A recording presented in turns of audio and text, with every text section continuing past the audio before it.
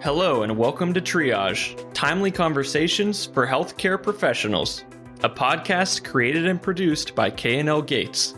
Each episode is designed to highlight important developments in health law and analyze the impact on our clients and friends of the firm. We hope you enjoy this podcast. Hello, everyone. I'm Sarah Carlins, healthcare law attorney at K&L Gates. This is the second part of a two-part podcast centering on recent developments in the area of privacy and security of health information. In part one of this series, Jianne McDonald and I discussed OCR's guidance issued toward the end of last year to patients and clinicians on cybersecurity risks related to telehealth. In addition to providing this guidance, in December of last year, HHS issued a healthcare sector cybersecurity concept paper, which outlines HHS's strategy for addressing and mitigating cybersecurity risks within the healthcare sector. OCR's guidance regarding telehealth and other forms of remote care and HHS's concept paper address similar themes of reducing cybersecurity risks and protecting data and access to care. The telehealth guidance to physicians and patients addresses cybersecurity risks at the micro level, whereas HHS's concept paper addresses cybersecurity within healthcare at the macro level, meaning that it's aimed at assisting the entire healthcare industry in advancing cybersecurity protections, noting that large breaches involving ransomware reported to the Office for Civil Rights, or OCR, is up 278% from 2018 to 2022. HHS points out that healthcare organizations are attractive targets for cybersecurity criminals, causing major disruptions in care over an extended period of time. Today, I'm with Gina Bertolini, my partner in K&L Gates Healthcare Practice Group, to do a deeper dive into HHS's concept paper on healthcare cybersecurity, including the recently released Cybersecurity Performance Goals, or CPGs, anticipated revisions to HIPAA's security rule, and a perspective on healthcare provider reaction and how the government may partner with providers and HIT developers to minimize these risks. So a lot of good stuff.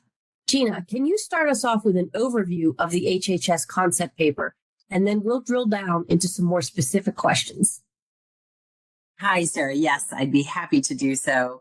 So the concept paper generally outlines 4 concurrent steps that will advance cyber resiliency in the healthcare sector. And I'll just summarize those steps, not necessarily in order, but just sort of an overarching summary of what those steps do. So according to the plan, HHS will first consolidate cybersecurity standards by establishing both voluntary and mandatory cybersecurity performance goals for the healthcare sector. And I'll talk more about those in a moment. They will also obtain authority from Congress so that they can provide incentives, but also impose penalties against healthcare entities that are not implementing those cybersecurity performance goals at whichever level is required. Once that authority is obtained, HHS would revise regulations to make some level of those cybersecurity performance goals mandatory through either CMS requirements or other requirements, which I'll also talk about momentarily. It's not entirely clear what those will be, but we have a general sense of what those may be, as well as revisions to HIPAA's security rule. And that's a pretty big deal because HIPAA's security rule has not been amended in a long time, a couple of decades. And then the fourth thing that HHS would do would be to seek funding to enhance cybersecurity support for the healthcare sector to essentially help healthcare providers and other entities coordinate their cybersecurity efforts, as well as to allow the federal agencies to coordinate between and among themselves the cybersecurity sort of mechanisms that they're putting in place and that they're requiring. So what are the cybersecurity performance goals and how would they be implemented? And actually, importantly, to tack on, will they be voluntary or will they be mandatory? Well, fortunately, Sarah, since we began recording this podcast series, the CPGs have been released. So, which is, in my view, record time, right? The concept paper was released in December of 2023. And by the end of January, around January 24th, HHS released the CPGs so we can actually talk more specifically about what they consist of and then get to that question of whether they're voluntary or mandatory and sort of where we think HHS will go, because that is a bit of a loaded question.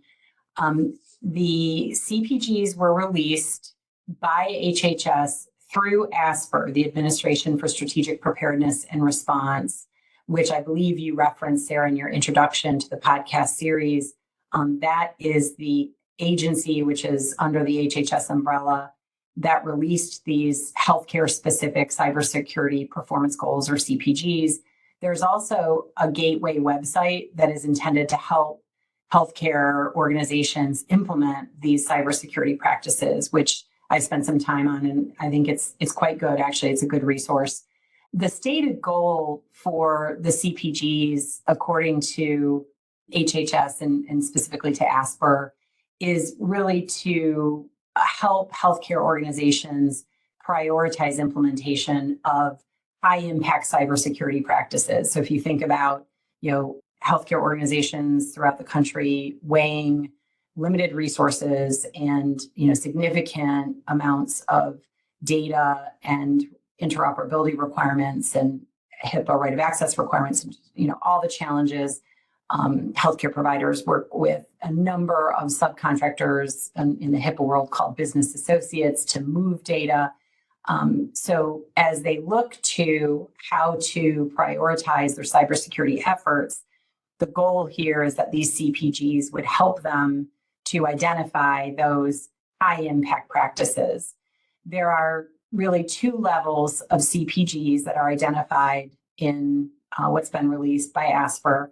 There's essential goals, which are intended to help healthcare organizations address common vulnerabilities. And the way HHS frames it is this is really the floor for cybersecurity safeguards that will help protect healthcare organizations from cybersecurity attacks and allow them to really improve their response if and when they are attacked. And then there's the second level, which are enhanced goals that are intended to help healthcare organizations mature their cybersecurity capabilities and really reach that next level of defense. Just some examples of essential goals are, you're mitigating your known vulnerabilities. So understanding essentially the likelihood of threat based on your structure and the amount of data, the type of data, the systems you use.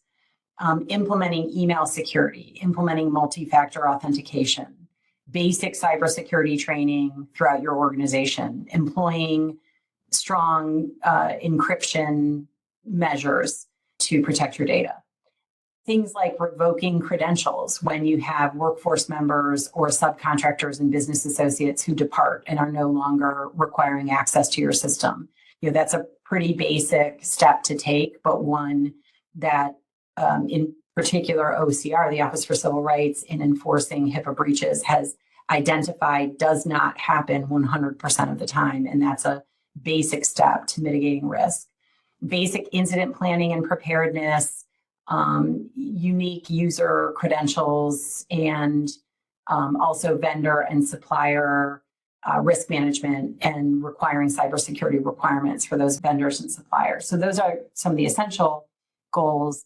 The enhanced CPGs include, these are more developed. They include asset inventory, third-party vulnerability disclosures, third-party incident reporting, cybersecurity testing and mitigation, network segmentation, centralized log collection. There are more, but those are some examples of the enhanced goals. Now, to your question of are they voluntary or mandatory? Everything around, all the language around these CPGs as released in January of 2024 by ASPR say that they're voluntary and, reference that, again, the essential CPGs would establish a floor, and then the enhanced, still voluntary, but would allow healthcare organizations to take their cybersecurity measures to that next level of defense. But what HHS says in the concept paper is that it will look to enforcing additional cybersecurity requirements and implementing those into existing regulations and programs in the coming years. What's not entirely clear to me is if they will be these CPGs per se, that would be the cybersecurity requirements, or something else. And they actually say at one point in their concept paper that they expect to seek comment on their proposed actions of implementing cybersecurity requirements into existing regulatory programs based on the CPGs. So it seems that the CPGs will likely inform what these cybersecurity requirements will be. We don't know what they are yet.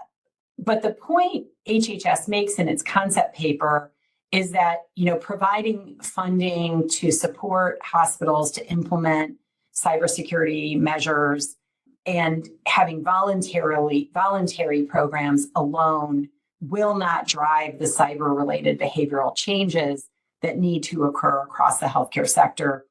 And so there will be, some level of enforcement of some type of cybersecurity requirements. Now, we don't know what that enforcement will look like, Sarah, and I'll just answer briefly, the question of how might HHS enforce cybersecurity requirements aside from revising HIPAA security rule, which we'll talk about in a minute.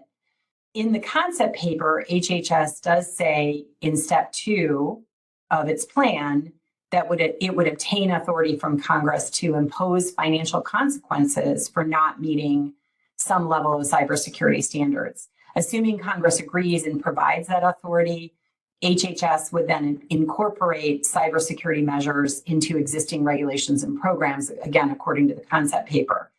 The concept paper specifically says that it would include cybersecurity requirements for hospitals through its Medicare and Medicaid programs. Presumably, that would be through Medicare conditions of participation. But it could also mean that cybersecurity requirements would be added to existing programs like the Promoting Interoperability program. Many of our listeners will know the Promoting Interoperability program requires hospitals to essentially adopt and demonstrate the meaningful use of certified electronic health record technology. And it, in fact, reduces reimbursement when meaningful use measures are not met. So this was previously called the Meaningful Use Program. One measure, just as an example, involves ensuring access by patients to their electronic health information. And we've seen the proliferation of patient portals as a result of this measure. So I can see the addition of a measure related to cybersecurity requirements as part of the Promoting Interoperability program. I think that could be one measure or step that HHS could take. Another lever that HHS could seek to pull would be through CMS's merit-based incentive payment system, or MIPS, for eligible clinicians. Recently, we saw the Office of the National Coordinator, ONC, along with OIG, jointly issue a proposed rule for penalties that would be imposed against healthcare providers that are engaged in information blocking practices.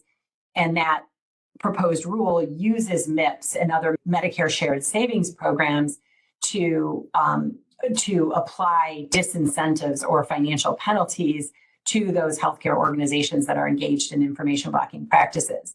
So really, any or all of these mechanisms could be used for the imposition of financial incentives and penalties related to cybersecurity requirements through existing programs, as opposed to implementing a new regulatory framework.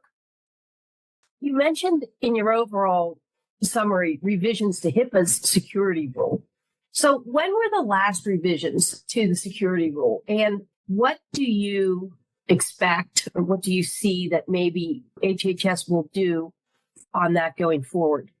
Yeah, that's a great question too, and one that a lot of us in the industry will be watching carefully, because this would be the first update to HIPAA's security rule in about 20 years. HIPAA's security rule currently allows significant flexibility for covered entities and business associates to decide for themselves, based on the framework that's outlined in the security rule, what is required in order to ensure the integrity of electronic health information. So any changes to that rule would be significant.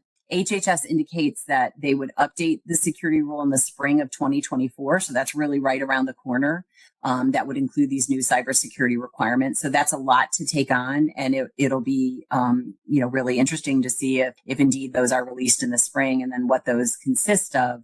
But in particular, I think when we look at today's landscape of, extensive exchange of electronic health information and interoperability and heightened security risks, this is a really different landscape from what existed 20 years ago. And on that note, HHS says it'll work with Congress to increase civil monetary penalties for HIPAA violations and to increase resources for HHS, most likely through OCR, the Office for Civil Rights, which enforces HIPAA, to investigate potential HIPAA violations and to conduct audits and scale their outreach and their assistance for organizations to improve HIPAA guidance. We know that currently OCR does not have significant resources for proactive audits and investigations. So they generally respond to complaints and breach notification reports. So additional funding for more proactive activity will be critical to its ability to really enforce these heightened security requirements. Yeah, it sounds like that would indeed be helpful. And have you heard much in response to the concept paper from the provider community? I mean, what response is out there, if any? So in the time since the concept paper was released in early December to the recording of this podcast, so about 6 or 7 weeks later, there has not been significant response from hospitals or health systems that I'm aware of. However, the American Hospital Association did issue a statement through its president and CEO related to the concept paper. And I'll just briefly mention a few points that it makes. First, it makes the point that increased resources, whether it be through the guidance that I just referenced, increased guidance from the federal government, or even financial incentives that are actually part of the concept paper. I didn't get into that in detail earlier, but there is what would be called an upfront investment program, which would help high-need healthcare providers, such as low-resourced hospitals, cover the upfront costs associated with implementing the CPGs. So the American Hospital Association makes the point of those kinds of financial incentives or the increased resources that would be, consolidated under ASPR, as I referenced earlier. Those are all welcome by healthcare providers. But the American Hospital Association also makes the point, and I think it's a good one, which is that hospitals and healthcare systems nationwide have invested, billions across the nation, across health systems and hospitals in preventing cybersecurity incidents and protecting the privacy and the integrity of patients' protected health information. Hospitals have demonstrated a commitment to HIPAA's privacy and security rules and take many measures to meet the security rules requirements and, in fact, to exceed them. But a lot of what we're seeing in terms of cybersecurity incidents, including primarily ransomware attacks in the U.S., which have increased significantly, as the concept paper notes at the outset in the last couple of years. These are coming from very sophisticated criminal syndicates, supported in many instances by nation states that are hostile to the United States. And so I think the point here is that there are tremendous resources being put toward attacking American interests, including hospitals and health systems. And that's particularly, given the volume of data that hospitals and health systems generate, the importance of that data to providing healthcare, and the sensitivity of that data in particular to patients. So I think the point of the AHA's pointing this out is that it is not appropriate for the government to penalize hospitals and health systems when they're doing everything they need to be doing to meet compliance requirements, but are still being attacked by these very sophisticated criminals and other threat actors. And that, in fact, to reduce reimbursement or otherwise financially penalize hospitals and health systems, would have a detrimental impact on their ability to meet cybersecurity requirements and to stay ahead of these criminals. And I would just add to that, and this is beyond what the AHA says. This what I'm about to say is reflective of my own observations, which is that as the government incentivizes increased operability through everything from HIPAA to the to high tech and the Affordable Care Act's initiatives related to meaningful use, which are now CMS's promoting interoperability program, as well as more recently the information blocking rule and the imposition of disincentives, which can be financial penalties against healthcare providers for interfering with the access, use, or exchange of EHI. All of these government initiatives that require, in many instances, increased interoperability of EHI also put our hospitals and health systems at risk. And so I do think it is imperative that the government partner with healthcare providers to better understand the landscape, to understand the risks and the challenges that they face. And I also think it's important that the government include HIT developers as part of this process, both recognizing their role within the healthcare system and electronic health information ecosphere in providing solutions, but also in exposing organizations to risk if they're not complying with a security rule or with any enhanced security rule requirements that HHS may impose, and if they're not appropriately taking steps to create solutions and systems that appropriately protect the very sensitive data that's flowing through them. So it's really important, I think, that government holds the HIT developers and industry to task and partners with healthcare providers and HIT developers to come up with solutions that are workable and that hold everyone accountable, including the federal government, to fighting off these risks and better protecting electronic health information. So I will stop there. I could talk for a long time about that point, but for the sake of time, I will stop there. Just encourage our listeners, if they have questions or want to receive guidance on how better to protect themselves or to better understand what may be coming from a regulatory perspective. We're always here and happy to provide that advice and guidance. Thanks again for listening to Triage, timely conversations for healthcare professionals. New episodes are available for download through Apple Podcasts, Google Podcasts, and Spotify. By subscribing to Triage, you will receive timely notifications for each new episode. Also, if you have any topics you would like to hear discussed on Triage, please don't hesitate to email triagesupport@klgates.com. We would love to hear from you.